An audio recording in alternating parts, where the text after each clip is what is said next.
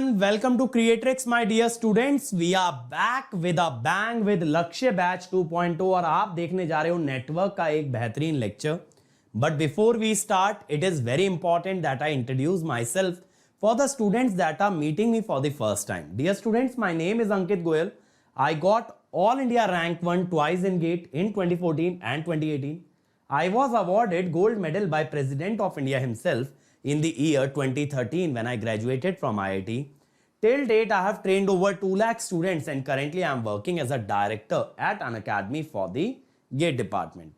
अब मेरे सभी बच्चे मेरे बारे में ये सारी बातें जानते हैं, लेकिन मैं कहता हूं बेटा सबसे इंपॉर्टेंट बात क्या है? इंपॉर्टेंट बात ये है बेटा कि आप लोग के लिए अन अकेडमी जितने ज्यादा से ज्यादा हो सकता है फ्री इनिशिएटिव लेके आता है और ये मेक श्योर करता है कि हमारे बच्चे हर कंपटीशन में सबसे आगे रहें. इसी डायरेक्शन में है ये लक्ष्य बैच 2.0 जो कि आपको आपके लक्ष्य तक पहुंचाएगा, आपको आपका टारगेट हिट करने में मदद करेगा. That is get 2023. और देखो इसी तरह के फ्री सेशंस आपके लिए और भी अवेलेबल हैं. आपको बस इस लिंक पे जाना है और यहां पे ना ढेर सारे प्रैक्टिस क्वेश्चन है. अगर आप इस लिंक पे जाओगे ना, आपको ना यहां पे कंसेप्ट थ्रू क्वेश्चन में नेटवर्क का क्वेश्चन प्रैक्टिस मिलेगा. गेट PYQ बाय AIR 1 में आपको नेटवर्क के PYQs मिलेंगे, इलेक्ट्रिकल और ECE के.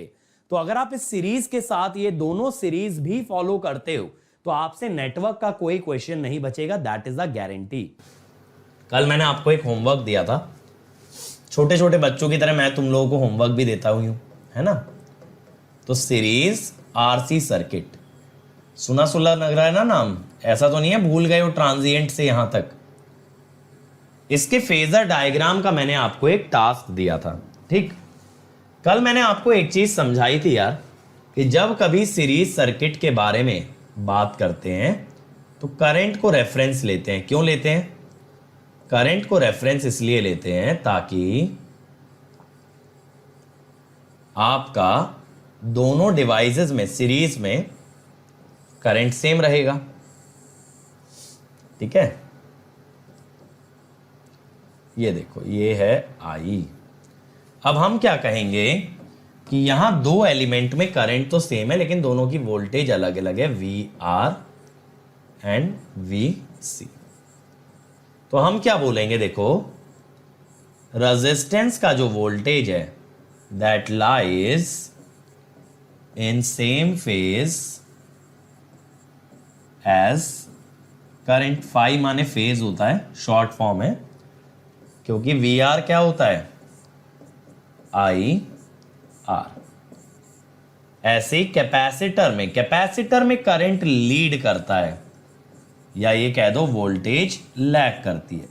I bye 90 degree. VC क्या होगा? I इंटू 1/j⍵c या I इंटू -j⍵x.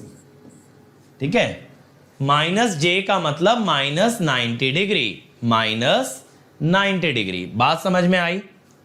ठीक है, अब यहां पे हम क्या करते हैं, एक रेफरेंस ड्रॉ कर लिया. ये रेफरेंस हो गया हमारा करंट का. ठीक, अब इसके अंदर हमने ड्रॉ किया VR. अब ये मत कहना सर VR तो बड़ा होना चाहिए था I से, क्योंकि I इंटू R था, I इंटू R था.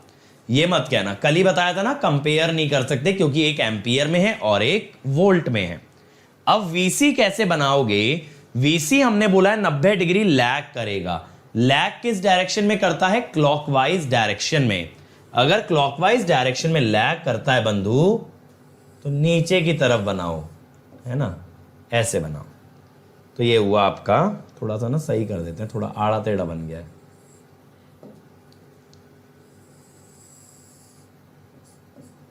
ये हो गया VC -j⍵XC. अब हमें क्या पता है? रिजल्टेंट वोल्टेज अगर KVL लगा दें, आपको पता है ना KVL कैसे लगता है? मैंने बताया था कल कि फेजर फॉर्म में लगता है भाई. यहां पे आप स्केलार वैल्यूज का यूज नहीं करेंगे, you will use the phasor values. ठीक है, तो फेजर को ऐड कैसे करते हैं ये मैंने आपको फेजर के साथ भी बताया था। We add phasors by means of parallelogram law. कैसे? पैरेललोग्राम पूरा कर लेते हैं और उसका main diagonal represents the resultant of the two phasors. तो भैया देखो ये हो गया पैरेललोग्राम पूरा। ये मत कहना सर ये रेक्टेंगल है, rectangle is a type of parallelogram. बहुत बच्चे ये भी कह सकते हैं सर ये रेक्टेंगल है, काहे का पैरेललोग्राम? कुछ भरोसा थोड़ी है तुम्हारे ज्ञान का, कूट कूट के भरा है ज्ञान, कभी कभी समस्या हो जाती है। देखो ये आ गया Vs, ठीक है। अब वोल्टेज से अगर करंट देखा जाए मेरे भाई, वोल्टेज से करंट एंटी क्लॉकवाइज लाई कर रहा है by an angle phi. Voltage से करंट एंटी क्लॉकवाइज लाई कर रहा है बाय एन एंगल फाई। तो यहां पे आप ये कह सकते हो ना, I leads Vs by an angle phi. ठीक है। अब फाई कैसे निकालें यार? ट्राइंगल से निकाल लो सीधे, राइट एंगल ट्राइंगल से। कौन से वाला? ये वाला, ये राइट एंगल ट्राइंगल ले लो। मैंने आपको लास्ट लेक्चर में एक बात बताई थी भाई कि जब ट्राइंगल से निकालते हैं ना फाई, तो यहां लेंथ लेते हैं फेजर की, फेजर का एंगल मत देखना। यानी यहां पे ना जे वगैरह मत लगा देना, यहां सिर्फ मैग्नीट्यूड है। ट्राइंगल का जो परपेंडिकुलर है उसकी लेंथ है VC, उसके बेस की लेंथ है VR। तो आप क्या करोगे? tan inverse perpendicular by base. ये है IXC by IR, tan inverse 1 by omega CR। ये हो गया भाई, हो गया ना। और रिजल्टेंट वोल्टेज कैसे निकालोगे अगर निकालना चाहें? रिजल्टेंट वोल्टेज का मैग्नीट्यूड आपको पता है, जब दो फेजर ऐड करने हो तो कैसे करते हैं? Mod VR square mod VC square. दोनों के बीच कितना एंगल है भाई? 90 डिग्री। तो cos 90, cos 90 कितना होता है? 0। तो डायरेक्ट लिख रहा हूं, मॉड VR है IR और मॉड VC है I इंटू XC। ठीक है। तो I तो बाहर आ जाएगा, मॉड I अंडर रूट में क्या बच गया? R square plus XC square. ये तो हुआ बेसिक मेथड। अब मैंने डायरेक्ट मेथड क्या बताया था कि हर बार फेजर का सहारा नहीं लेना पड़ता, आप चाहें तो कॉम्प्लेक्स नंबर से डायरेक्टली भी कर सकते हैं। और ये मैं क्या देख रहा हूं भाई, आज लाइक्स कम है, अटेंडेंस से ऐसा तो पहली बार हुआ है 17-18 सालों में। क्या कर रहे हो? ऐसे नाम डुबाओगे भाई इस चैनल का।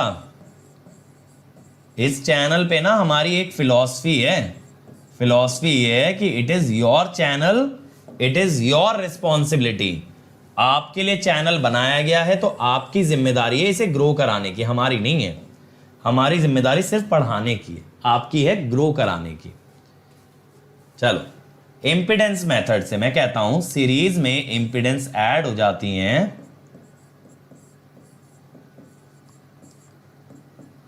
तो ये हो गया ना, देखो R माइनस JXC। अब समझ सकते हो real part positive, imaginary part negative. ये किस क्वाड्रेंट में है भाई? ये है फोर्थ क्वाड्रेंट में। किसमें? फोर्थ क्वाड्रेंट में। तो इसका मैग्नीट्यूड होगा R square minus tan inverse XC by R। ठीक है, ये हो गया। यहां पे मॉड Z कितना है आपका?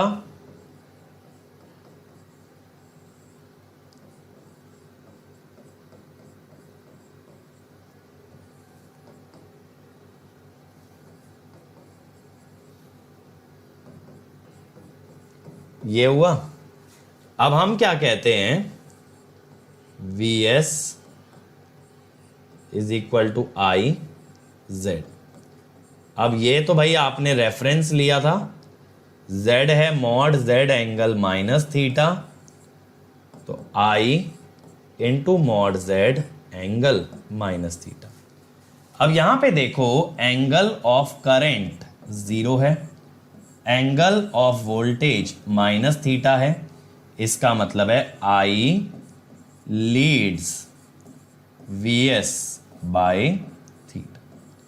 ठीक है, थीटा आगे है ना, या ये कह दो कि Vs पीछे है, Vs थीटा पीछे है, या ये कह दो I थीटा आगे है, बात तो बराबर है। अब यहां पे क्या होगा भाई, मॉड Vs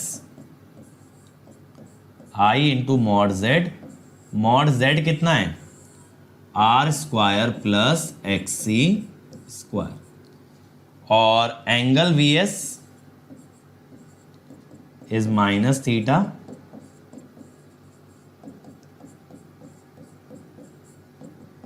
देखो वही सेम चीज आ गई ना। ये चीजें बेटा मैंने देखो बिना फेजर करे निकाल दी, बिना फेजर ड्रॉ करे निकाल दी हैं, समझ आ रही है बात।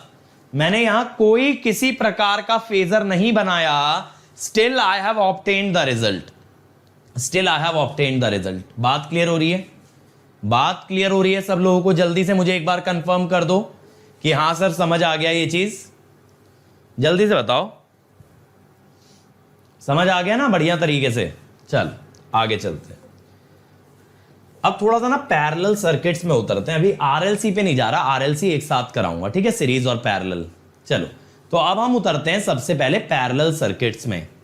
तो पैरेलल सर्किट में मुझे बताओ क्या बात याद रखने की होगी।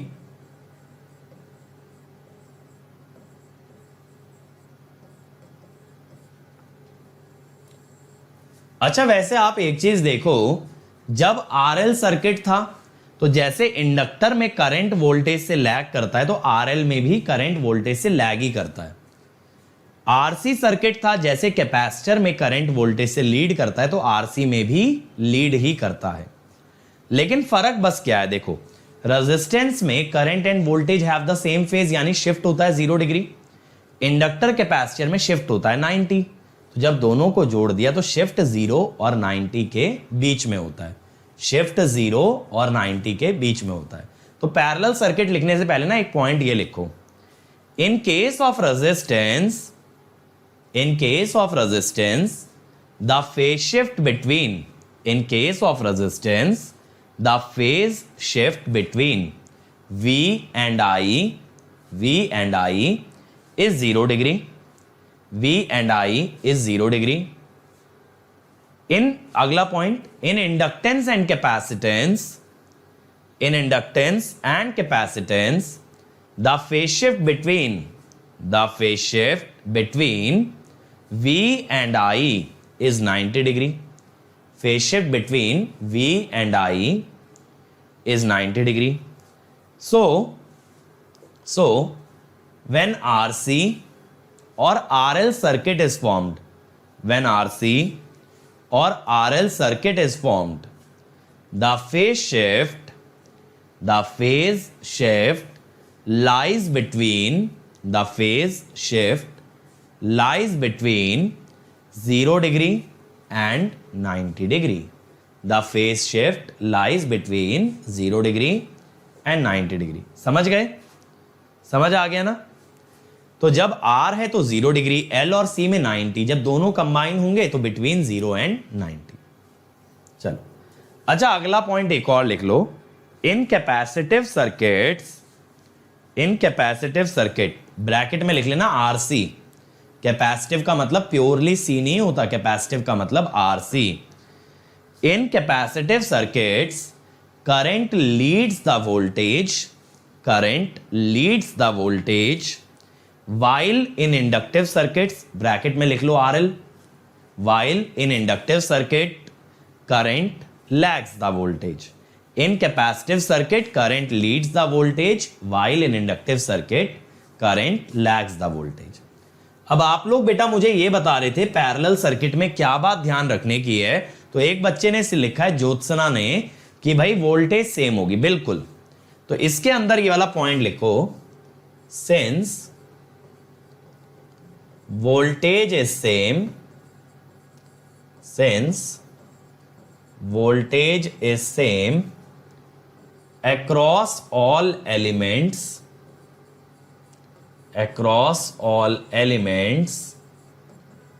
voltage is chosen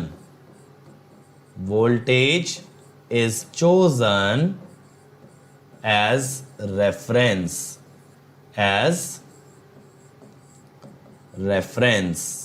ठीक है। तो जैसे मैंने बोला था ना, सीरीज सर्किट के अंदर आप लोग किसे रेफरेंस लेते हो? करंट को।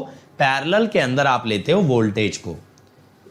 गौरव बेटा, जो आपका क्वेश्चन आ रहा है डिजिटल लॉजिक की क्लासेस में रिज्यूम करूंगा, बट अभी मई मंथ में नहीं, may be in the month of June, but not right now, ठीक है। थोड़ा सा ना देखो, गेट का माहौल बनता है जून से, तो मुझे उम्मीद है कि अटेंडेंस आएगी। डोंट वरी, मैं आपका सीक्वेंशियल कराऊंगा, घबराओ मत। सीक्वेंशियल बचा है, पूरा कराया जाएगा।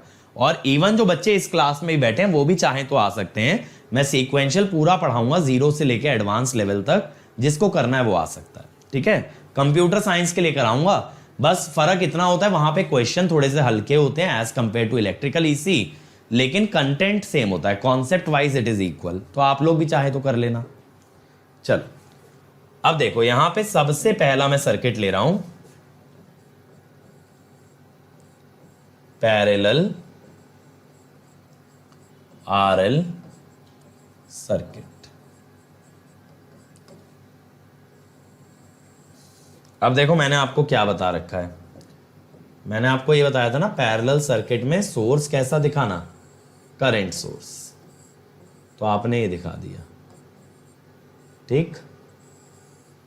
और ये ऑल्टरनेटिंग का सिंबल बना देना भैया हमेशा, कभी सिर्फ एरो दिखा के छोड़ दो।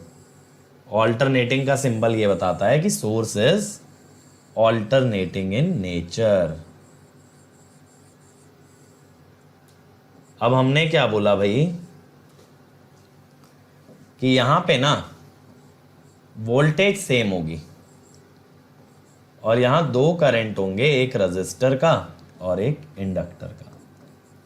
अब सबसे पहली बात, voltage is same across both elements.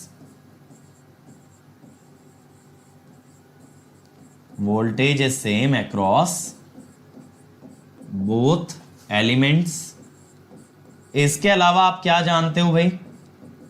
इसके अलावा आप ये भी जानते हो कि I R lies in same phase as voltage, ठीक है। तो आप आई आर को क्या लिखोगे? V बाय आर, इसीलिए तो सेम फेज में आ रहा है, V बाय आर, ठीक है। अब इसके बाद आप क्या कह सकते हो इतना लिखने के बाद, कि आई एल लैग्स, आप ये जानते हो ना इंडक्टर का करंट, वोल्टेज बाय 90 डिग्री। कैसे देखना जरा, I L is V by j omega L. अगर V आप ले रहे हो, V एंगल 0 रेफरेंस ले रहे हो ना वोल्टेज को, बाय ओमेगा एल, जे ऊपर जाके क्या बन गया? माइनस जे। माइनस जे का मतलब होता है भाई 1 एंगल माइनस 90। जे का मतलब एंगल 90, माइनस जे का मतलब एंगल माइनस 90। देखो आ गया ना, वोल्टेज का एंगल 0 था, वोल्टेज का 0 था, करंट का एंगल आ रहा है माइनस 90, तो वोल्टेज से 90 डिग्री पीछे चल रहा है। वोल्टेज 0 है और ये है minus 90। Minus 90 is 90 degree less than 0, 90 degree less than 0। अब यहां पे देखो क्या होगा, आप फेजर में बनाएंगे वोल्टेज को एज अ रेफरेंस, ठीक। इसी के सेम फेज में आएगा आपके पास आई आर, और इससे 90 डिग्री लैगिंग आएगा I L, V by omega L minus 90, ठीक।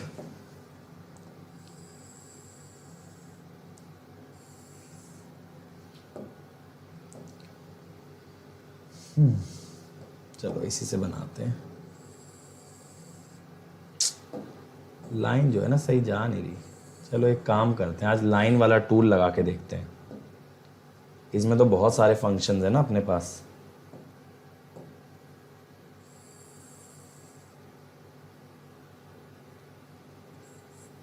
ये आ गया देखो, IS। सर ये कैसे लिख दिया IS? अब देखो यहां पे अगर आप KCL लिखते बेटा, इस नोड पे अगर आप KCL लिखो तो करंट इनकमिंग कितना है? इनकमिंग करंट है IS और बाहर कितना जा रहा है? IR plus IL। IR और IL ये बाहर जा रहा है, इसीलिए इनका सम कितना आ गया? इनका सम आ गया आपके पास IS आ गया। अब देखो यहां पे क्या होता है ना, यहां पे ये एंगल हो गया फाई। अब मैं क्या कहता हूं, यहां पे अगर आप एक चीज देखो, करंट वोल्टेज से लैग कर रहा है। क्यों? वोल्टेज से क्लॉकवाइज आ रहा है, वोल्टेज से क्लॉकवाइज आ रहा है, तो ये लैग कर रहा है। ठीक है, अब यहां पे आप क्या कह सकते हो? IS lags V by an angle phi. अब मेरे भाई याद करो, अभी मैंने क्या लिखवाया था कि इंडक्टिव सर्किट्स जो होते हैं, जो इंडक्टिव सर्किट्स जो होते हैं उनमें करंट हमेशा लैग करता है, उनमें करंट हमेशा लैग करता है। और वही तो दिख रहा है, भले ही सीरीज में गए कि पैरेलल में गए, करंट तो लैगिंग ही आ रहा है। अब फाई निकाल लेते हैं यार। फाई का तरीका तो आप लोग भली भांति जानते हैं कि सर tan इनवर्स में ना लेंथ डाली जाती है। सर एंगल नहीं देखते हैं, एंगल नहीं देखते हैं, लेंथ देखते हैं। बहुत ही बढ़िया। तो tan इनवर्स IL की लेंथ है V बाय ओमेगा L और IR की है V बाय R, तो V तो कट गया। tan इनवर्स क्या आ गया? R by omega L। समझ आया? ये आ गया।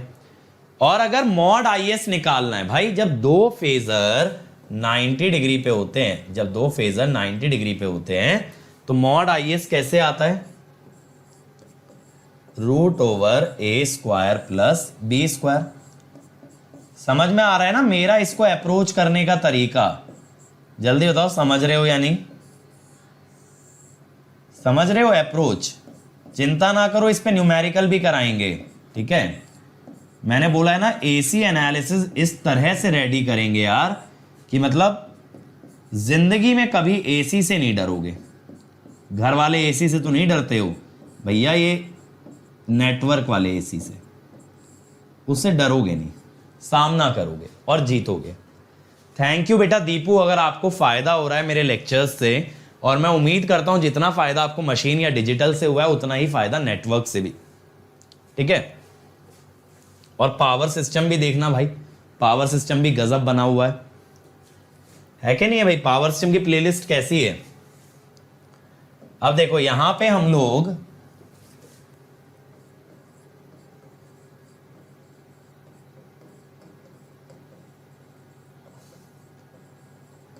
अब अप्लाई करते हैं एडमिटेंस मेथड। जैसे हमने इंपीडेंस मेथड लगाया था ना भाई, जैसे हमने इंपीडेंस मेथड लगाया था, ऐसे ही पैरेलल में क्या लगा लो? एडमिटेंस मेथड लगा लो। पैरेलल में एडमिटेंस मेथड लगा लो। अब यहां पे क्या करोगे? Y पैरेलल में एडमिटेंसेस ऐड होती हैं। एडमिटेंस कैसे निकलती है? इंपीडेंस का रेसिप्रोकल, इंपीडेंस का रेसिप्रोकल 1/R और 1/j⍵L। अब यहां पे अगर इस कॉम्प्लेक्स नंबर को थोड़ा और खोला जाए, J को ऊपर ले जाओगे तो -J बनेगा ना, तो यहां सीधे सीधे समझ आ गया, it is lying in 4th quadrant. सही है, तो इसका मैग्नीट्यूड कितना हो गया बच्चों?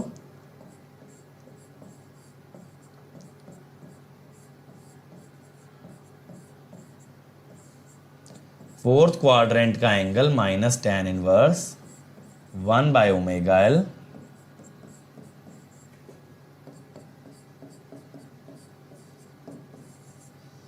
मॉड Y कितना है?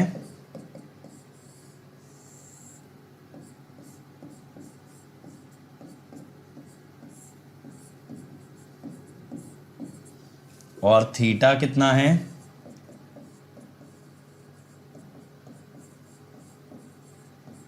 ठीक है, ये आ गया। पैरेलल में क्या होता है ना, देखो मेरा अप्रोच हमेशा नेटवर्क्स में ये रहता है कि पैरेलल में एडमिटेंस से अप्रोच करें। क्या होता है, देखो बेसिकली ना हम लोग इतना ज्यादा यूज टू हो जाते हैं इंपिडेंस से कि हम लोग ना एडमिटेंस को पूर्ण रूप से इग्नोर कर देते हैं। पैरेलल में जब चीजें आती है ना, हम सोचते हैं कि Z1 Z2 bye Z1 plus Z2 कर लेंगे, लेकिन ऐसा क्यों करना जब हमारे पास उससे बेहतर क्वांटिटी है जो कि है एडमिटेंस। तो why not use the admittance, ठीक है। चलो अब ये आ गया, देखो अब I S is V Y, V by Z लिखो या वी इंटू वाई लिखो, वी इंटू वाई लिखो, बात तो बराबर है। बेटा मैं सुनाने वाला तो था स्टोरी, लेकिन बच्चों ने बोला कि सर वो स्टोरी हम लोग जो है ना पावर सिस्टम में आपसे सुन चुके हैं। अब वी तो आपका रेफरेंस था ना भाई, इसीलिए मैंने वो स्टोरी नहीं सुनाई।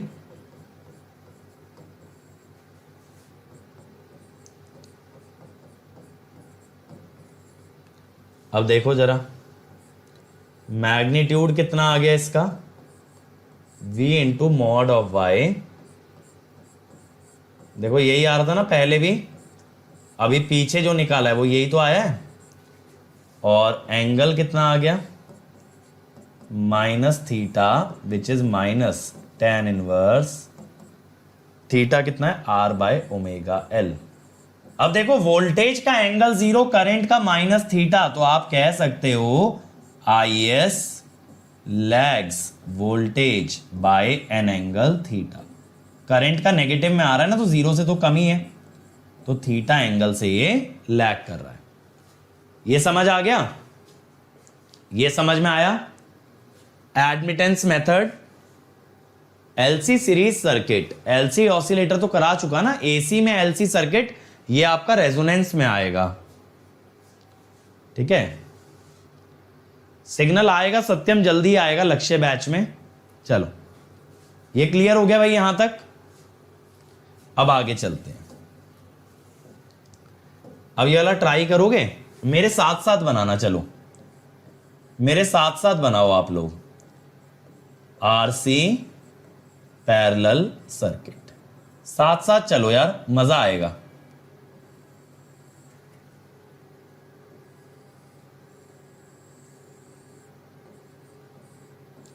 सर्किट कैसे बनेगा, एक करंट सोर्स, एक रेजिस्टेंस और एक कैपेसिटेंस। और अगले हफ्ते जो है ना मैं ट्रांसड्यूसर पढ़ाने वाला हूं क्रिएट्रिक्स चैनल पे, तो ईएसई एग्जाम के लिए आपका वो वाला पार्ट भी खींच दूंगा, ट्रांसड्यूसर। सैटरडे संडे पढ़ाऊंगा, 2 दिन में खत्म कर दूंगा।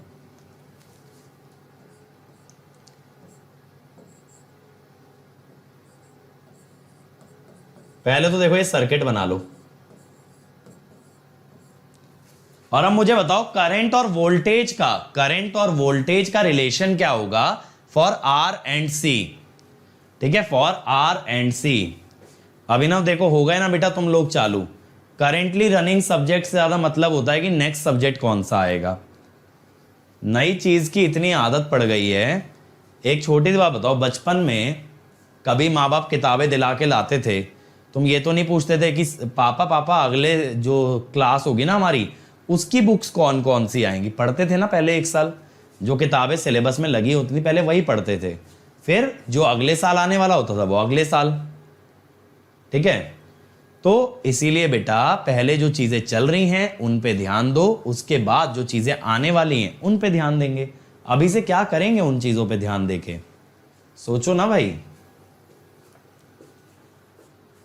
अब देखो IR lies in same phase as V, है ना, ये तो आप लोग जानते ही हो।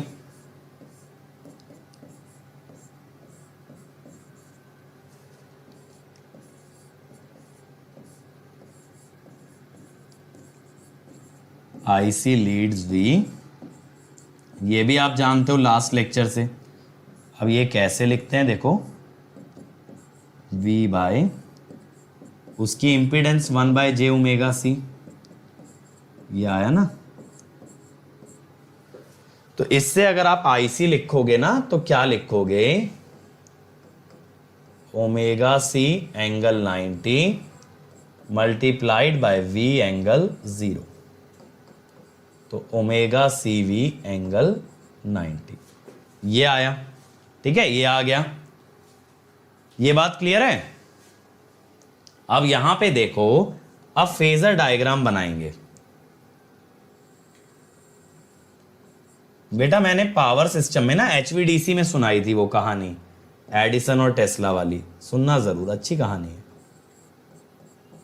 IR, ठीक है। अब IC जो है ना इससे 90 डिग्री लीड करेगा।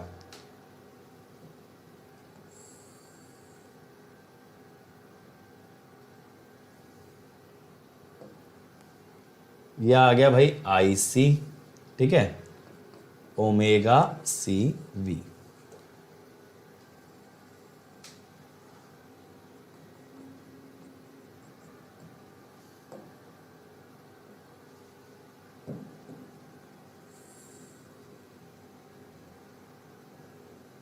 ये हो गया आपका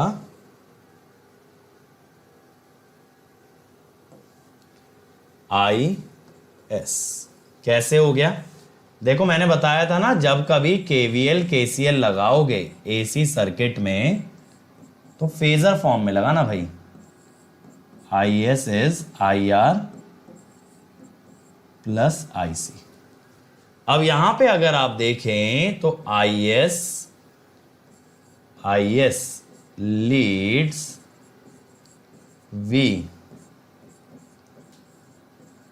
bye an angle phi, phi angle से लीड करता है। अब सर ये फाई कितना होता है, tan inverse IC by IR।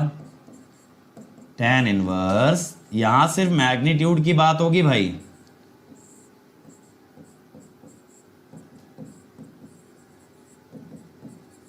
Omega RC, ठीक है। और मॉड IS आप कितना लिखोगे, root over IR square plus IC square.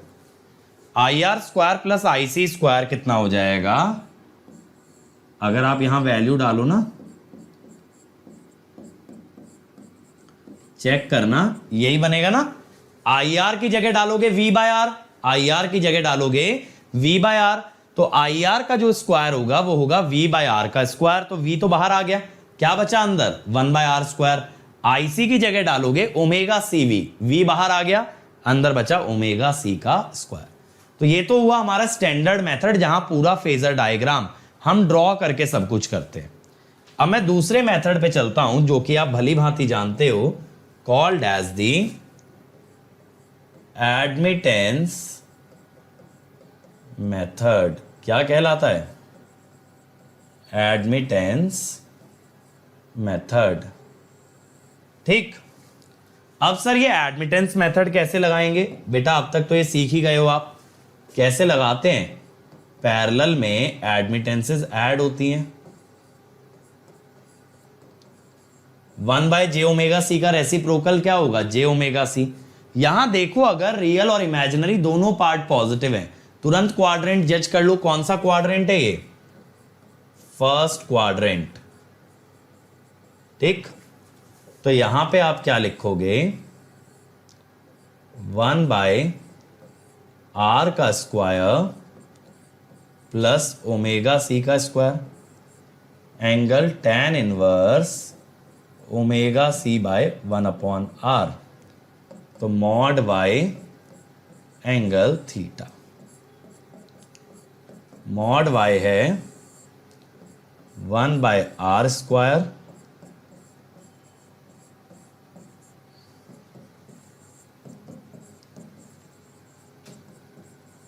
Theta है tan inverse omega R C. अब यहां पे अगर आप लिखते हो IS, तो IS आप लिख सकते हो V इंटू वाई। V तो आप रेफरेंस ले रहे हो तो V angle 0 mod Y angle theta. तो देखो यहां पे क्या होगा,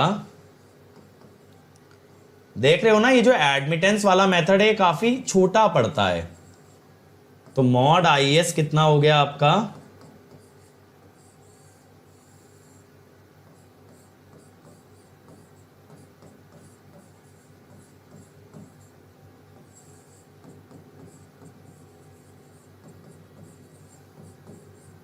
ये हो गया।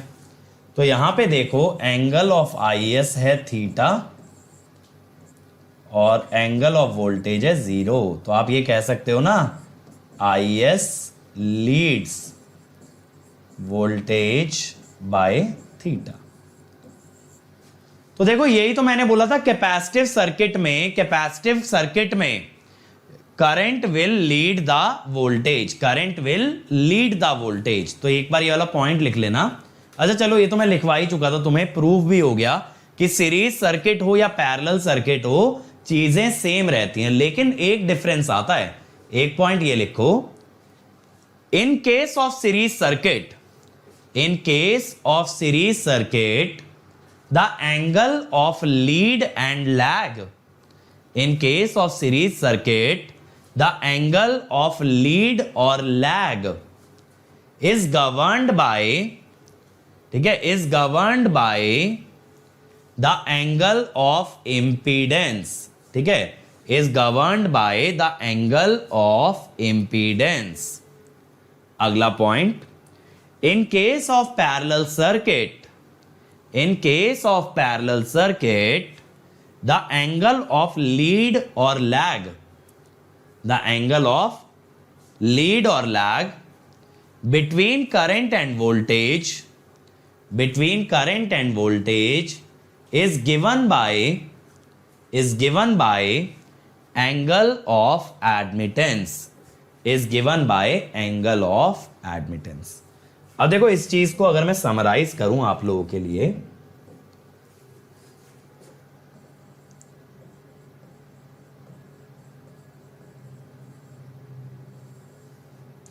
ठीक है, in resistive circuit I and V have same phase,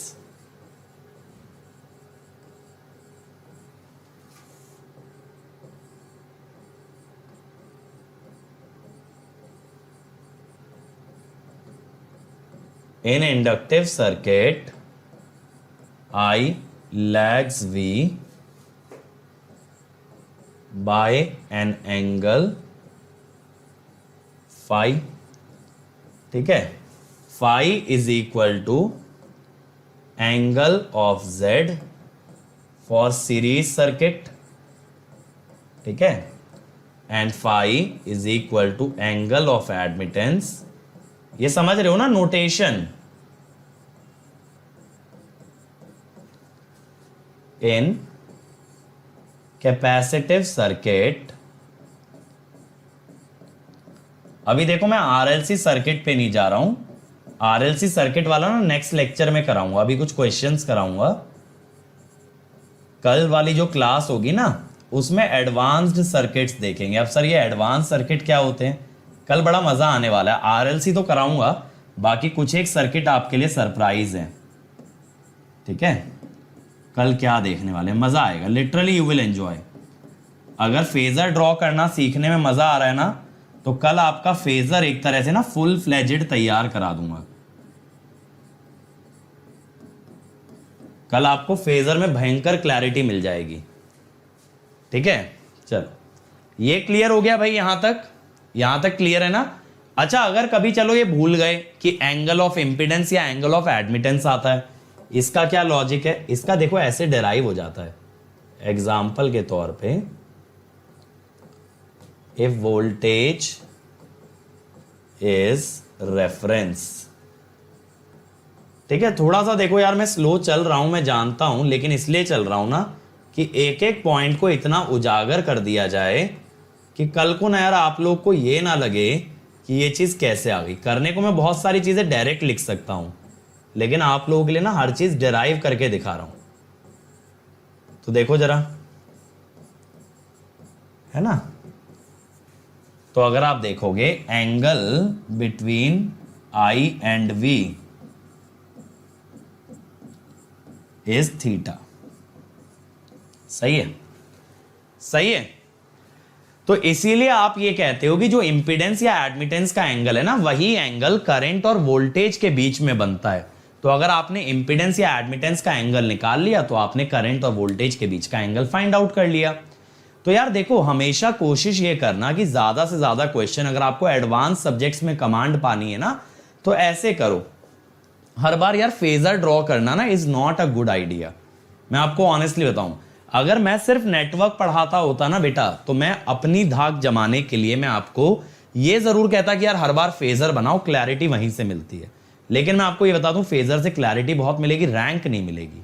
rank अगर चाहिए, मिनिमम टाइम में क्वेश्चन करना है, तो this should be your approach always. ठीक है यार। आप एग्जाम में एक चीज सोचो, गेट जैसे एग्जाम में आपको 2-2.5 मिनट होता है पर क्वेश्चन, फेजर डायग्राम तो नहीं बनाओगे। बाकी एग्जाम में तो 40-50 सेकंड होते हैं, कहां फेजर डायग्राम बनाओगे। तो इसीलिए हमेशा ना इस अप्रोच को फॉलो करो, यानी जो आप रेजिस्टिव सर्किट्स में काम करते थे वही काम करो, but this time with the help of complex numbers. तो आप आदत डालो कॉम्प्लेक्स नंबर से डील करने की। अगर वो डाल लिया ना, तो रेजिस्टिव सर्किट वाले सारे के सारे रूल इधर ट्रांसलेट हो जाएंगे, बस रियल नंबर की जगह कॉम्प्लेक्स हो जाएंगे। क्यों एक्स्ट्रा पढ़ना है। चलो अब क्वेश्चन देखते हैं यार, जरा करो। Express these sinusoids as phasor. Express these sinusoids as phasor करो जरा। मैं ये भी बोल देता हूं चलो कि रेफरेंस आप रखना sine. Reference must be sine. ठीक, मुझे साइन के हिसाब से चाहिए। How many hours will it take. Amit यार देखो, मेरे हिसाब से ऑलमोस्ट 80 लेक्चर्स लगने चाहिए when I am talking about networks. अभी हम 45 पे हैं। अभी मई मंथ का बिगिनिंग है, may be by the mid of June, by mid of June ये नेटवर्क आपका one of the best subject होगा। आज तक का बेस्ट नेटवर्क आप लोग पढ़ चुके होंगे by the mid of June, मुझे ऐसा लगता है। फिर कुछ और पढ़ाएंगे, और तब तक क्या है कि गेट का माहौल भी बन चुका होगा। देखो मैं जानता हूं यार कि गेट के लिए जो एक्साइटमेंट क्रेज होता है ना, वो जून के बाद डेवलप होता है। तो I don't have anything against you guys, लेकिन देखो एक चीज हमेशा ध्यान रखना यार कि गेट में रैंक के लिए ना सबसे इंपॉर्टेंट चीज होती है कंसिस्टेंसी, और वो मैक्सिमम बच्चा लैक करता है। और सच में अगर तुम रैंक के लिए पढ़ रहे हो ना, सक्सेस के लिए पढ़ रहे हो, तो सबसे पहली क्वालिटी जो अपने अंदर लानी है दैट इज कंसिस्टेंसी। वो नहीं आ पाई तो यार कितनी भी मेहनत कर लोगे ना, कितना भी पढ़ लोगे, रैंक नहीं आएगी। Consistency is the major thing. जहां पे बाकी लोग हारते हैं तो उसको अपनी जीत बनाओ, उसको अपनी स्ट्रेंथ बनाओ। समझ रहे हो। मैं बता रहा हूं आपके लिए सबसे बड़ा चैलेंज ये है कि क्या आप डेली बेसिस पे पढ़ सकते हो। सबसे बड़ा चैलेंज ये है। अगर इसमें जीत गए ना तो गेट में जीत जाओगे। अगर इसमें जीत गए, ये जो चैलेंज है डेली पढ़ने का, तो गेट में भी जीत गए, ये गारंटी है। इसमें हार गए तो गेट में हार गए, ये भी पक्का है। तो इस माइलस्टोन को ओवरकम करो। मुझे कंसिस्टेंट होके दिखाओ यार, अगले 1 महीने मुझे प्रूव करके दिखाओ कि सर मई मंथ का एक भी लेक्चर हमने मिस नहीं किया, तब मैं मानूंगा। चलो देखें। अब देखो ये जो वोल्टेज है ये कॉस में, पहली चीज समझना, देखो माइनस साइन को ना आप क्या कर सकते हो, माइनस साइन जब कभी अंदर ले जाओ तो प्लस माइनस 180 कर सकते हो। माइनस साइन को आप 180 कर सकते हो। 180 इज प्लस या माइनस 180 दोनों चलेगा। ठीक है। प्लीज सारे कॉन्सेप्ट और क्वेश्चन अच्छे से एक्सप्लेन करके पढ़ाओ। तो अभी अच्छे से नहीं पढ़ा रहे हैं क्या भाई। 7 cos, देखो मैं प्रेफर करूंगा माइनस 180। क्यों, मुझे ना कोई एंगल 180 के ऊपर जाता अच्छा नहीं लगता। मैं आपको सही बताऊं, अगर मैं प्लस 180 करूंगा ना ये 220 हो जाएगा। और आपको पता है साइन में कैसे करना है, साइन 90 प्लस थीटा, है ना, जानते हो ना भाई। क्यों, साइन 90 प्लस थीटा करना बताया था ना, 90 माइनस थीटा मत करना। 7 एंगल -50। अब करंट में तो इजी है भाई, करंट में तो हलवा है।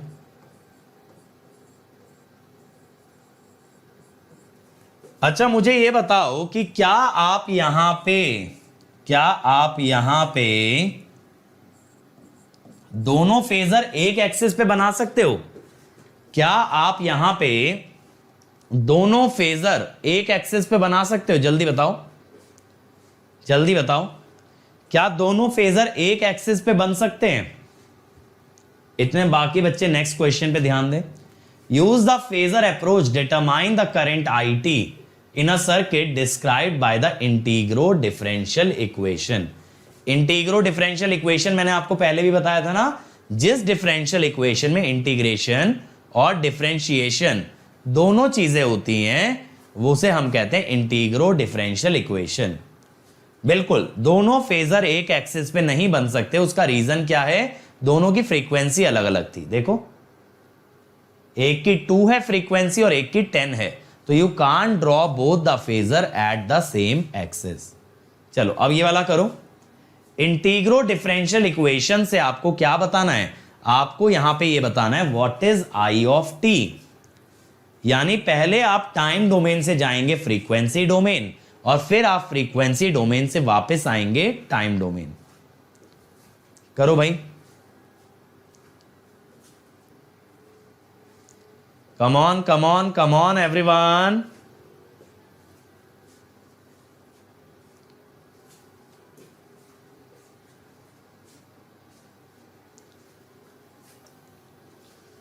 समझ आ रहा है इसको अप्रोच कैसे करना है कि मैं करके दिखाऊं?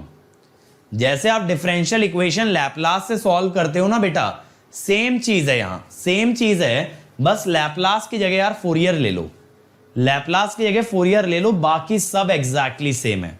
करो एक बार, बहुत इजी है, मजा आएगा।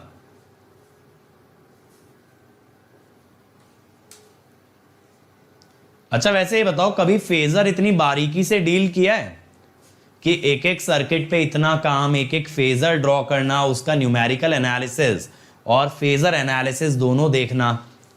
अभी आप ये देखो, फेजर को कवर करते हुए हमें 3 लेक्चर हो चुके हैं। नेटवर्क बेसिक का सेकंड पार्ट और कॉमन सर्किट का फर्स्ट और सेकंड। अभी कल भी फेजर की क्लास लगेगी, कल फ्राइडे और सैटरडे को फेजर के क्वेश्चन होंगे। तो ये सोचो कि 5 लेक्चर लगेंगे हमें फेजर में। बेटा लेफ्ट का पूरा दिख रहा है, 4i है, मेरे को भी दिख रहा है, मैंने स्क्रीन पे लेक्चर प्ले किया रहता है, मुझे दिखता है कि कितना आपको दिख रहा है। देखो मैं बताऊं क्या करो,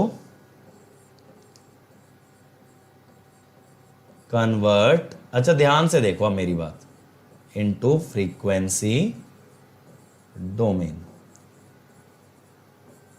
तो क्या होगा ना, देखो 4i ओमेगा। अब इंटीग्रेशन का क्या होता है, जैसे डिफरेंशिएशन में j ओमेगा मल्टीप्लाई होता है ना, ऐसे इंटीग्रेशन में j ओमेगा से डिवाइड होता है।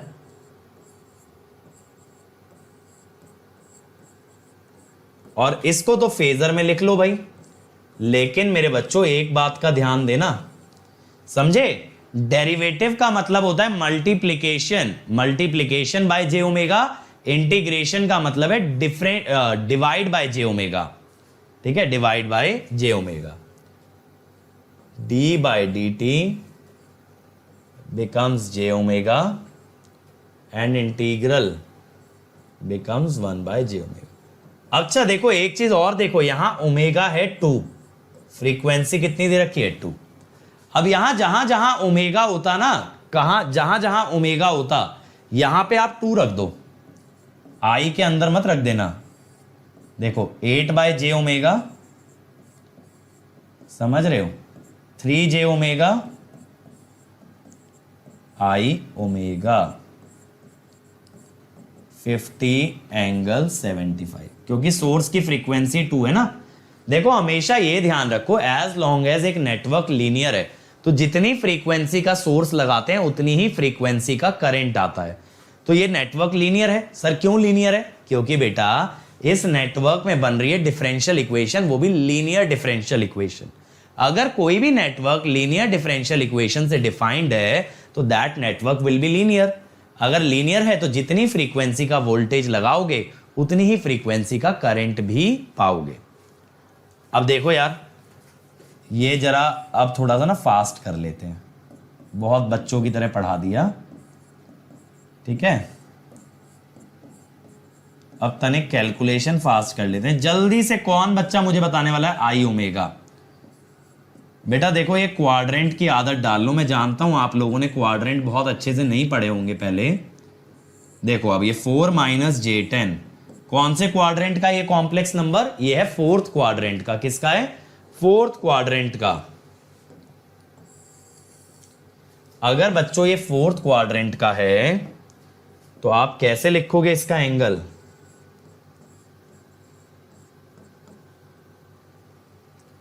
फिफ्टी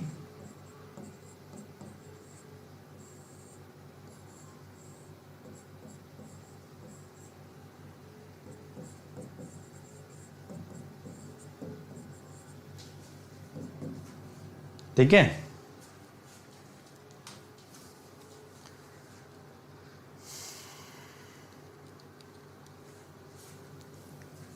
4.642। यहां थोड़ा सा तो कैलकुलेटर लगेगा यार।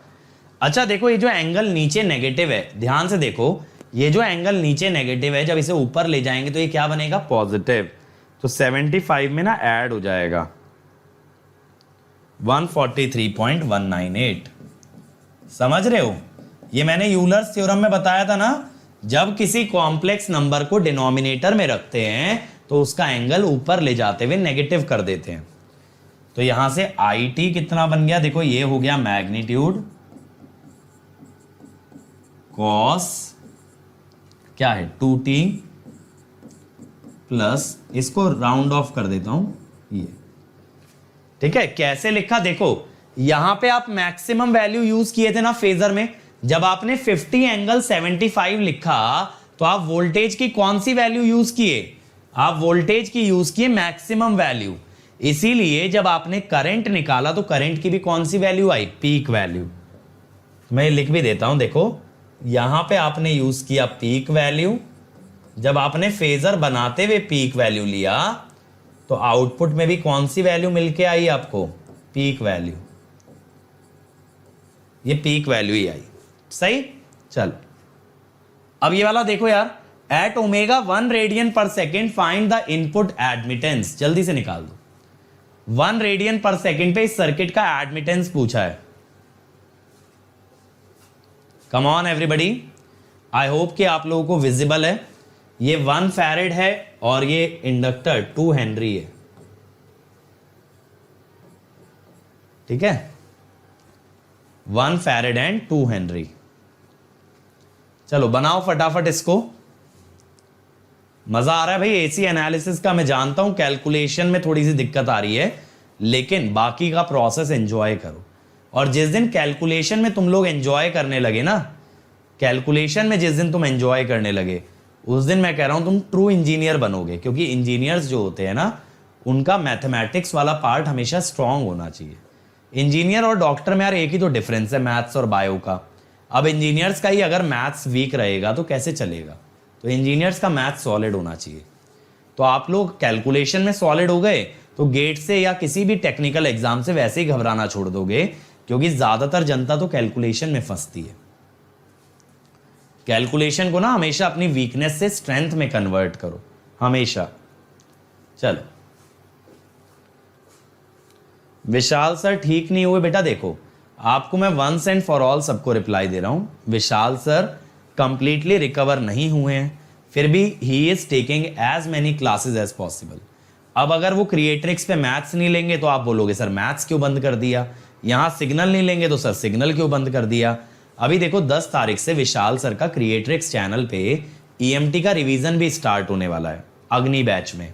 तो विशाल सर अग्नि बैच में भी होंगे, लक्ष्य बैच में भी होंगे। अब आप कह रहे हो सर साइमल्टेनियसली सर को ना संकल्प बैच में भी ले आओ। अरे भाई एक ही इंसान है, आप ही लोगों पढ़ने वाले, चाहे इधर चैनल पे पढ़ो चाहे उधर पढ़ो, पढ़ तो आप ही लोग रहे हो।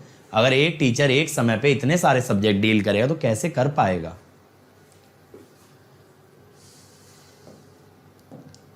चलो J2, मैं इसकी इंपीडेंस लिख रहा हूं J2, ठीक है। इसकी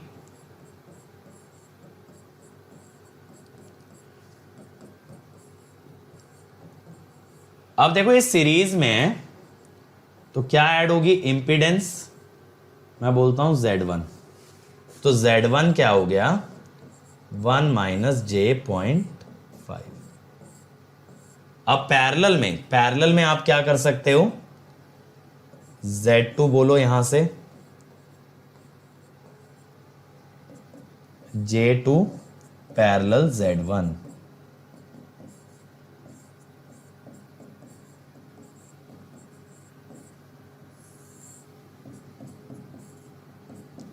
अब देखो आ गई calculation, J2 plus 1 minus J1.5 over 3.25, ठीक। अब 1 में 1 गया और ये minus minus plus 4, J2 minus J1.5 ये हुआ। अब अगर आप Z इक्विवेलेंट निकालते हो, ये फिर से सीरीज में है,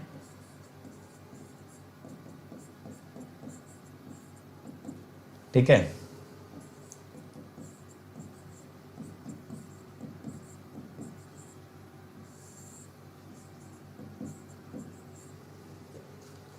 अब यहां पे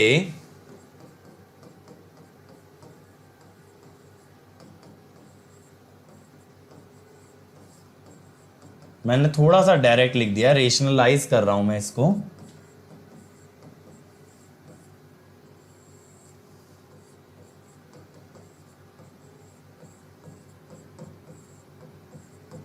ठीक है, इसको मैंने सीधा रेशनलाइज करके लिख दिया, Z1 will be 2 minus J। अरे यार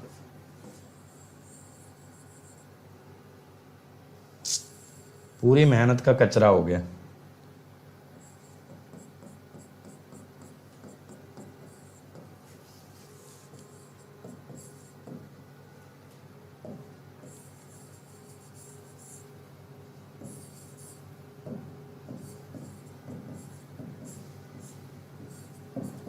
टू प्लस J,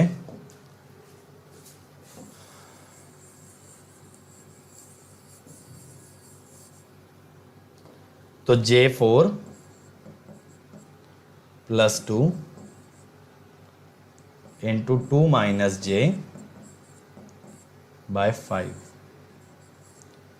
तो ये हो जाएगा 4 प्लस 4 8, ठीक है, प्लस J8 माइनस J2,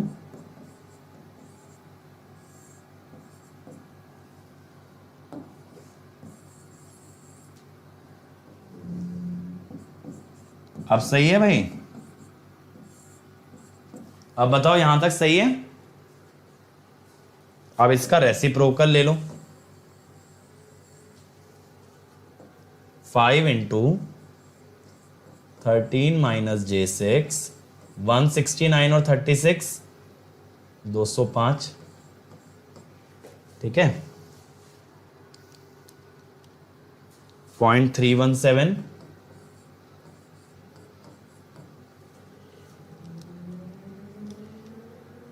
.1463, ठीक है, ये आ गया, सही है ना। चल तो ये आ गया आपके पास एडमिटेंस। तो देखो जितना कैलकुलेशन बाय हैंड कर लोगे उतना कमांड आएगा कॉम्प्लेक्स नंबर पे। हर बार कैलकुलेटर उठा के मत दौड़ना, मैंने बस लास्ट का डिवीजन कैलसी से किया है, जो कि वर्चुअल से भी हो सकता था। ये वाला यार पार्ट आप लोगों के लिए होमवर्क है, ये वाला पार्ट मैं आपको एज होमवर्क दे रहा हूं, ठीक है।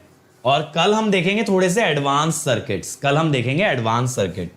तो मैं वैल्यू थोड़ी सी हाईलाइट कर देता हूं, माइनस J16 माइनस J12।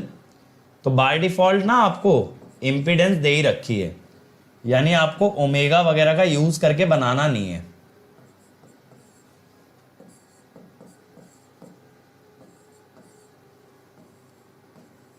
ठीक है, सारी वैल्यू मैंने लिख दी है, सब ओम्स के अंदर दे रखी हैं। तो ये आपका होमवर्क है, जो आप इसका आंसर मुझे कमेंट सेक्शन में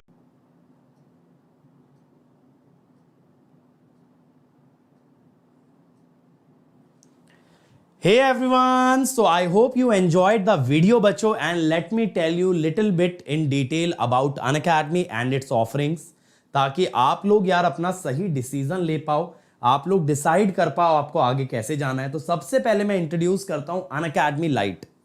ये हमने बेटा इस साल first of its kind test series launch की है, सेपरेट टेस्ट सीरीज, और ये आप ही जैसे बच्चों के लिए जो लोग सेल्फ स्टडी से तैयारी कर रहे हैं। हम अप्रिशिएट करते हैं आपका एफर्ट, आपकी मेहनत, और इसी वजह से हम आपके लिए लेके आए अनअकैडमी लाइट टेस्ट सीरीज। यहां पे आप खुद को टेस्ट कर पाओगे, आपको मल्टीपल टेस्ट मिलेंगे, वो भी मिनिमम प्राइस में। आपको मिलेंगे topic test, subject test, multi subject test और फिर मॉक टेस्ट, और सबके सब हाईएस्ट क्वालिटी के मिलेंगे। और यहां पे आपको ना लाइव एनालिसिस कराया जाएगा टॉप एजुकेटर्स के साथ। तो आपको बस क्या करना है, अनअकैडमी ऐप पे जाके लाइट सिलेक्ट करना है और वहां पे पेमेंट करते टाइम अंकित ESE कोड लगा देना, ताकि आपको ये टेस्ट सीरीज मिनिमम प्राइस में ऑफर हो जाए। ठीक है, और देखो हमने बेटा आपके लिए लॉन्च किया है Unacademy study material called as notes. तो ये जो हमारे बच्चे प्लस या आइकॉनिक ज्वाइन करते हैं उनके लिए स्टडी मटेरियल लॉन्च किया गया है। और मैं बता रहा हूं बेटा, इंडिया का बेस्ट स्टडी मटेरियल है, और ऐसे नहीं बोल रहा हूं, खुद देखा है तभी बोल रहा हूं। और क्यों है बेस्ट? पहली बात तो बेटा प्रेजेंटेशन लाजवाब, जो कलर्स यूज किए हैं, जो फॉर्मेटिंग यूज की है, वो एक लर्नर को हेल्प करेगा आगे पढ़ने में। मतलब क्या होता है ना, बच्चे यूजुअली बुक्स को इग्नोर करते हैं, पढ़ना नहीं चाहते, भागते हैं, लेकिन यहां आप भागोगे इसे पढ़ने के लिए। इतना इंटरेस्टिंग वे में कंटेंट डिलीवर किया गया है। दूसरी बात बेटा, सभी टॉप एजुकेटर्स की राय लेके, उनके इनपुट्स लेके बनाया है, और हमारे टॉप एजुकेटर्स ने इसे ना 9 on 10 और 9.5 on 10 रेटिंग दिया है। और यहां पे हर टॉपिक के बाद सॉल्व्ड एग्जांपल्स हैं, जिससे आपको समझ आएगा इस टॉपिक से कैसा क्वेश्चन बनता है। चैप्टर के एंड में प्रैक्टिस क्वेश्चन है, ताकि आप एक बार ट्राई तो करके देखो आपको समझ कितना आया। और सबसे बढ़िया बात, ये मोबाइल ऐप पे अवेलेबल है, तो जहां कहीं जा रहे हो बेटा, छुट्टियों पे जा रहे हो, कॉलेज जा रहे हो, घर आ रहे हो, जॉब पे जा रहे हो, कभी भी रीड करो।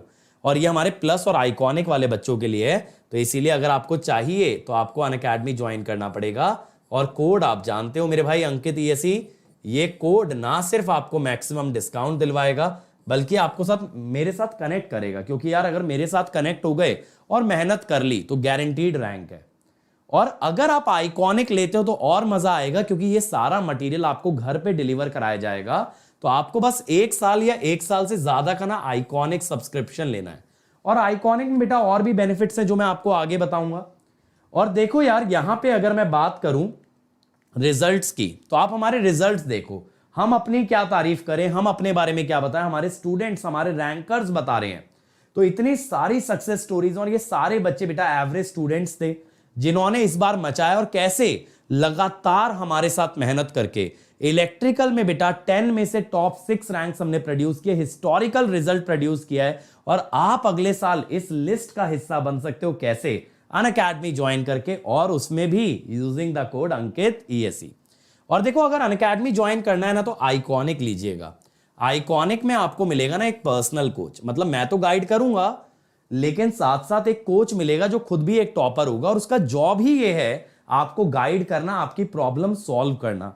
प्रॉब्लम्स टेक्निकल डाउट्स भी हो सकते हैं, तो आप 1-to-1 डाउट भी पूछ सकते हो। प्रॉब्लम टाइम टेबल या स्ट्रैटेजी की हो सकती है बेटा, तो वो भी आपको बनवाएगा टाइम टेबल। क्योंकि देखो हर बच्चे का रूटीन अलग है, कोई सुबह पढ़ सकता है तो कोई रात को, तो ये आपको यहां पे टाइम टेबल पूरा बनवा के देगा। तो आपसे एक्सपेक्टेशन क्या है कि आप बस मेहनत करो, स्ट्रैटेजी सारी हमारी होगी। टीचर्स आपको अलग से गाइड करेंगे स्टडी बूस्टर सेशन में। आपका ना टेस्ट का रिजल्ट अलग से दिया जाएगा, और आपको बताया जाएगा कहां आपको इंप्रूवमेंट की जरूरत है और कैसे वो इंप्रूवमेंट करोगे। कहना तो बहुत आसान है कि आपका नेटवर्क कमजोर है, लेकिन नेटवर्क स्ट्रांग होगा कैसे, ये बताना और भी ज्यादा जरूरी है। और यहां बेटा आपको हार्ड कॉपी स्टडी मटेरियल, जैसा मैंने बोला, घर पे डिलीवर कराया जाएगा। बट अगर कोई बच्चा नहीं अफोर्ड कर सकता तो प्लस पे भी जा सकते हो। प्लस पे बस मेहनत थोड़ी और ज्यादा करनी पड़ेगी, लेकिन रैंक यहां से भी मिल सकती है। यहां पे आपको लाइव और रिकॉर्डेड क्लास मिलेंगी, हर संडे टेस्ट होगा, सारे कोर्सेज स्ट्रक्चर्ड होंगे। अगर अभी आप अनअकैडमी ऐप पे जाते हो ना, तो आपको मेरा आगे तक का पूरा शेड्यूल दिखेगा। यहां आप अनलिमिटेड एक्सेस होती है टीचर्स की, जिस टीचर से जो सब्जेक्ट पढ़ना है पढ़ो, फ्री है। ठीक है, rank improvement batch, crash course, test series. लेकिन याद रहे अगर आइकॉनिक लोगे तो भी ये सब मिलेगा, बट एक्स्ट्रा मिलेगा ये जो बाहर वाला एरिया है, ठीक है। लेकिन प्लस वालों को इतना ही मिलेगा और ये बाकी सारे सिर्फ और सिर्फ एक्सक्लूसिवली हैं आइकॉनिक के लिए। अब देखो आपको क्या करना है बेटा, आपको ड्यूरेशन चूज करना है। जो बच्चे 23 में एग्जाम देने वाले हैं 12 मंथ्स ले, और जो 2 साल में देंगे वो 24 मंथ्स ले। बस कोड आप याद रखो बेटा, अंकित ESE। इस कोड से ना आपको मैक्सिमम डिस्काउंट मिलेगा और साथ साथ मेरे साथ कनेक्ट हो जाओगे। और आप जानते हो बेटा मैं खुद 2 बार AIR1 लाया हूं, इस बार मेरा स्टूडेंट AIR1 लेकर के आया है, तो अगले साल क्या हो सकता है दैट इज बियॉन्ड इमेजिनेशन। और ये मेरा टेलीग्राम चैनल है, इसे ज्वाइन करना मत भूलना भाई। यहां पे इतना सारा study material free of cost पड़ा है कि कोई बच्चा सीरियसली पढ़ लेना तो वो रैंक 1 ले आएगा। और अगर अनअकैडमी आ गए तो एक और बात का ध्यान रखना, यहां पे आप जितने चाहे डाउट पूछ सकते हो। आपको बस डाउट का पिक्चर अपलोड करना है, आपको अपनी ब्रांच बतानी है, जैसे आप लोग इलेक्ट्रिकल इलेक्ट्रॉनिक्स बोल सकते हो, और आपको यह भी बताना है किस लैंग्वेज में वीडियो सोल्यूशन चाहिए। हम आपको वीडियो सोल्यूशन जल्द से जल्द प्रोवाइड करेंगे। अगर उसमें आपको कोई भी कमी लगती है, कोई दिक्कत लगती है, तो आप उसको रिपोर्ट कर देना, रिव्यू रिक्वेस्ट कर लेना और उसको हम रिक्रिएट करके देंगे। और अगर फिर भी कोई क्वेरी बच गई इसके बाद भी अनअकैडमी के बारे में कि लेटेस्ट बैचेस कौन से हैं, क्या ऑफर चल रहा है, क्या प्राइसिंग चल रही है, तो ये मेरी टीम का नंबर है। इनका काम ही बेटा आपको असिस्ट करने का। This is your helpline number. तो इस हेल्पलाइन नंबर पे कॉल करना, हमेशा आपको हेल्प प्रोवाइड की जाएगी। जल्द से जल्द आपके कॉल को रिवर्ट किया जाएगा। But don't forget this number and don't forget this code Ankit ESE। So thank you everyone. Like share subscribe कर देना यार, बोलने की जरूरत पड़नी नहीं चाहिए। और ज्यादा से ज्यादा इस वीडियो को फैला दो ताकि मुझे भी मोटिवेशन मिले और मैं भी आपके लिए और ज्यादा वीडियोस लेकर के आऊं। Let's crack it.